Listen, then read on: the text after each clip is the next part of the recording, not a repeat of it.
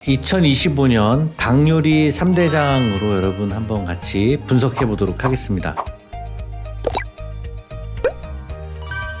공정거래위원회에 2025년도 4월까지 등록된 자료를 저희가 활용을 해서 닭요리를 한번 분석을 해봤는데요. 닭요리라고 하면은 삼계탕부터 해서 찜닭, 그죠? 여러 가지 닭이 들어가는 모든 음식을 가지고 한번 저희가 해봤습니다. 닭요리 장점은 원재료 단가가 다른 고기보다는 조금 낮다는 그런 부분이 있고요. 마진율 면에서 조금 더 그게 유리할지 한번 여러분들 같이 보시면 좋겠습니다. 그리고 대중성이 있죠. 고기 메뉴가 대중성이 있기 때문에 경기 불황에도 이제 시장 수요가 좀 꾸준하게 있다라는 장점이 있고요. 또 소형 매장으로 하는 브랜드들도 있습니다. 그래서 배달을 중점으로 하는 매장이 있고 또 오프라인을 중점으로 하는 매장들이 있는데 각각에 있어서 어떻게 수익이 나올지 한번 보실 수가 있습니다. 그리고 닭요리의 단점을 보면요, 약간 운영 난이도가 아무래도 고기를 볶거나 조리를 하거나 그런 과정이 있기 때문에 운영하는데 좀 어렵지 않나라는 그런 부분이 있고요. 또 닭요리 355개 브랜드를 가지고 비교를 했는데 경쟁이 굉장히 치열합니다. 차별화 전략을 어떻게 세우는 게 좋을지 중요할 것 같습니다.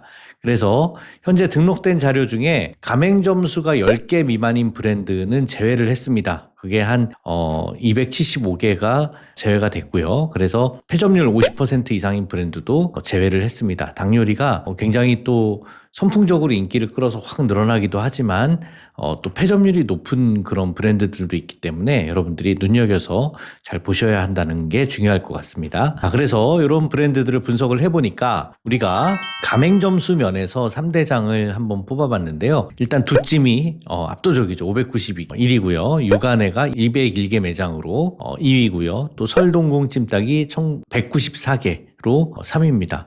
이런 가맹점은 2023년도 말 기준이기 때문에 지금은 조금 더 증감이 있을 수가 있습니다. 그래서 중요한 거는 가맹점 수가 정말 꾸준히 늘어나는 브랜드냐 아니면 이게 유지가 되고 있는 브랜드냐 이런 부분들을 좀 눈여겨보시면 좋겠는데 두찜 같은 경우에는 계속 꾸준히 늘어나고 있죠. 2016년도에 시작해서 가맹점 수가 이제 계속 좀 늘어나고 있고요. 또 육안회와 설동공 찜닭도 가맹점 수가 계속 잘 유지가 되는 그런 브랜드로 보여집니다. 참고로 그 네 번째 위치했던 우리 팔각도 브랜드가 가맹점 수가 굉장히 늘어났습니다. 자, 가맹점 수도 중요하지만 우리 가맹점당 매출액이 굉장히 중요하죠. 그래서 닭요리 쪽에서 가맹점당 매출액이 높은 곳을 한 세 군데를 뽑아봤더니 장인 닭갈비가 10억이 넘는 브랜드로 나오고요. 이웃철 한방 누룽지 삼계탕이 평균 매출액 8억대입니다. 8억대 33개 매장을 가지고 8억 1천 정도 되는 평균 매출액 신고를 했고요.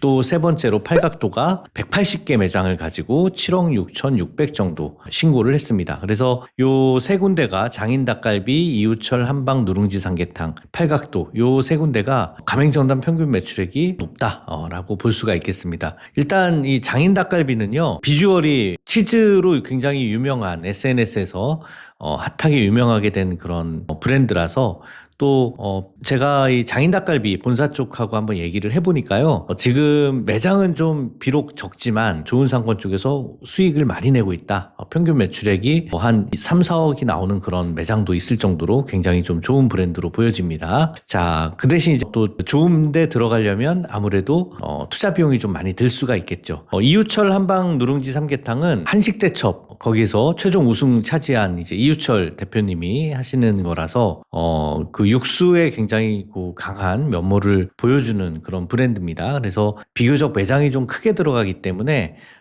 큰 매장에서 나오는 가맹점당 매출액이 이렇게 보여지는 거고, 팔각도는 가맹점당 매출액이요, 작년에는 8억 6천 정도 됐었습니다. 그런데 이제 팔각도가 가맹점 수가 110여 개가 늘어나면서 굉장히 가맹점당 매출액이 조금은 하락한 그런 추세를 보여지고 있습니다. 가맹점당 평균 매출액을 보면은 장인 닭갈비가 3년 내에 평균적으로 계속해서 증가하는 모습을 보여주고 있고요. 이웃철 한강 누룽지 삼계탕, 팔각도 이런 곳들은 계속해서 이제 가맹점 수가 늘어나면서 가맹점당 매출액은 조금씩 떨어지는 모습을 보여줄 수가 있습니다. 그러니까 여러분들이 창업하는 지역을 서울이나 경기나 뭐 이런 지역에서 평균 매출액을 비교해 보시는 것도 굉장히 유용합니다. 구체적으로 분석하려면은 이 상담을 통해서 해드리고 있다는 점을 좀 말씀을 드리고요. 자, 가맹점당 평균 매출액을 봤고요.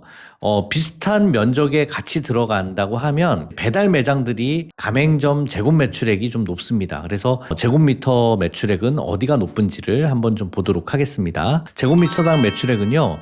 김선생 불닭발이라는 브랜드가 1위고요. 또 장인 닭갈비가 2위, 그리고 두찜이 3위입니다. 그러니까 장인 닭갈비 같은 경우에는 가맹점당 매출액도 높았는데 제곱미터당 매출액도 굉장히 좀 높은 편이다. 좋은 브랜드다. 이렇게 볼 수가 있고요.